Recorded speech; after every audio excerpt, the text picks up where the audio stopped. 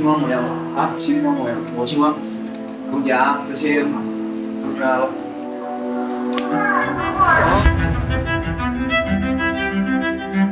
那把你的账给我看看。我账还你没有在那，账，我账还在那边呢。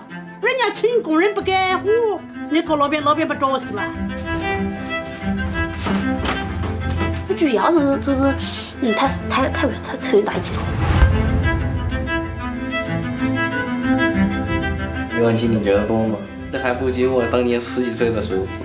那不行啊！哦，只有俺那很大，那俺大倒是挺俺都不高哎。会报警啊，哪像那样的。